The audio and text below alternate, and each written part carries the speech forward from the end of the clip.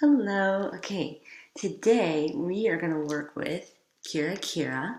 And what I wanted to do is I wanted to look at the very beginning, the very first couple paragraphs in the first chapter. In order to do this with my students, I would kind of have a printout or have them each have their own copy of the first chapter. And so what I'm going to do is I'm going to read the beginning of it. And because this is a library book, I got it from the library, I'm not going to write in it. Often I would have students have a pen because I think writing in it is a very useful way to kind of physically see their thinking within the context of the book that they are reading. But right now I have these little stickies, you can see them. I have these little stickies that I love because it points right to where you want it. And it's very useful because they just come right off. And so, okay, it starts. My sister Lynn taught me my first word, Kira. I pronounced it Kia, but she knew what I meant. Kira means glittering in Japanese.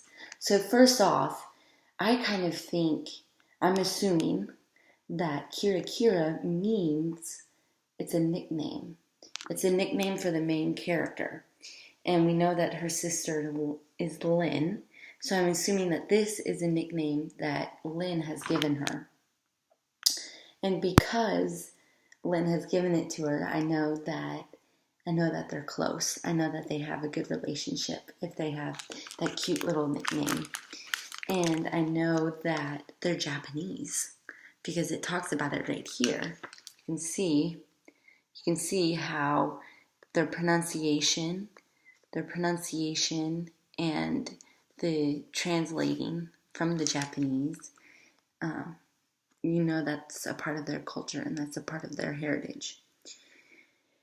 And so we continue. Lynn told me that when I was a baby, she used to take me onto our empty road at night, where we would lie on our backs and look at the stars while she said over and over, Katie, say Kira.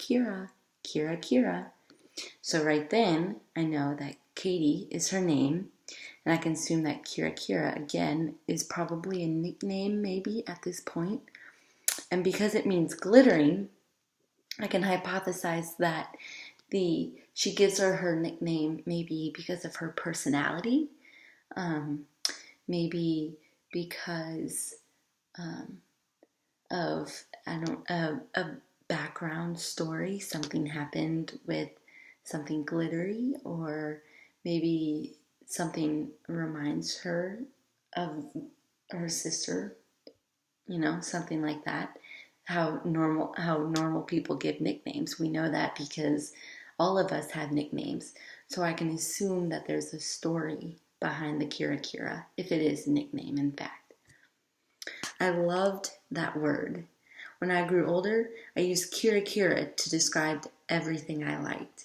The beautiful blue sky, puppies, kittens, butterflies, colored Kleenex. So we know that this nickname, this word, which means glitter in Japanese, they've kind of created their own meaning of it to substitute it, make it synonymous with anything they liked.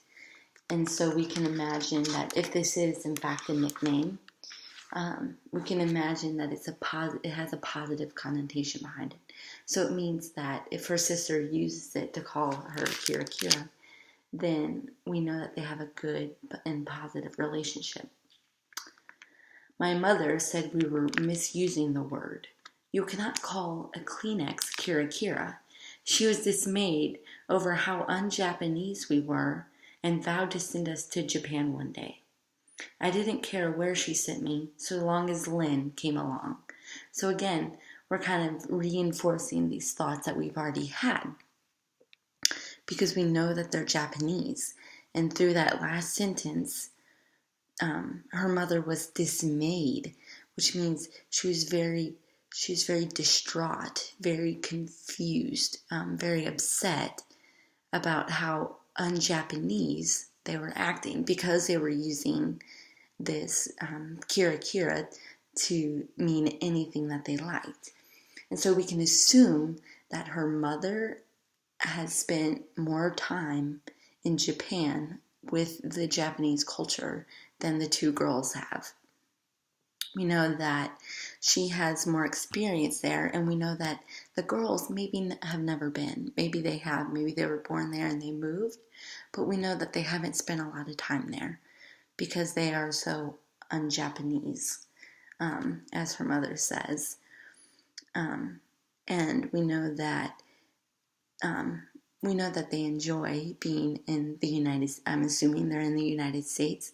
We know that they enjoy it because she's kind of sending them to Japan as a threat, saying that if you continue to act un-Japanese, then I will send you there so that you can learn the history and be reminded of the culture.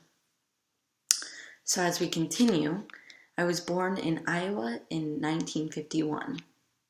Right there, it gives us some context. We know that we're in the United States. We know that we're in Iowa, and right then I kind of have a picture in my mind of just a bunch of farmland. I've never personally been to Iowa, but that's what I kind of envision in my mind, a kind of very rural farmland.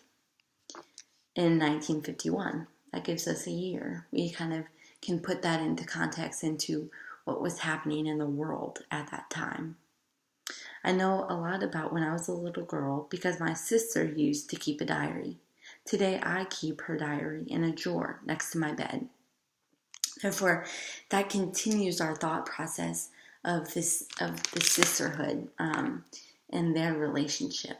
So to continue this lesson, I would have them first contemplate what it would first be like to be a minority within a social setting. Because obviously these girls are from Japan, so they share that Japanese history, that Japanese culture within the context of the United States. So maybe it hasn't talked anything about their school or anything about their friend group or their peers, but I can assume that within their school they are a Japanese minority. And so we can talk about how I would like to have my students brainstorm how they have felt like they were an outsider or a minority, or they weren't a part of the main group. Secondly, I would like to have them discuss their relationship with their siblings. Now, I have a young sister who's 4 years younger than me, so which is very similar to this book and the relationships between their sisters. And so I've seen a lot throughout this book. What I've read so far, I've seen a lot of conflict and a lot of love, which I think kind of resembles my own relationship with my sister. Like all siblings, we're bound to butt heads, right? We're bound to disagree and to kind of have our little rivalries. And so I would like to have them kind of think about their own relationships with their siblings, or maybe if they don't have siblings, they can talk about a close friend or a close relative or anyone that they're close to, and how sometimes there's conflict, and that's okay. How you kind of work through that conflict, how you discuss that conflict, and then talk about the good things, the love and the support and the encouragement that you get from your peers. So like both the positive and the negative of that relationship. And so hopefully as we continue through this book, we can continue to see that relationship develop and deepen, and we can continue to relate it to our own lives. So, yep, thank you.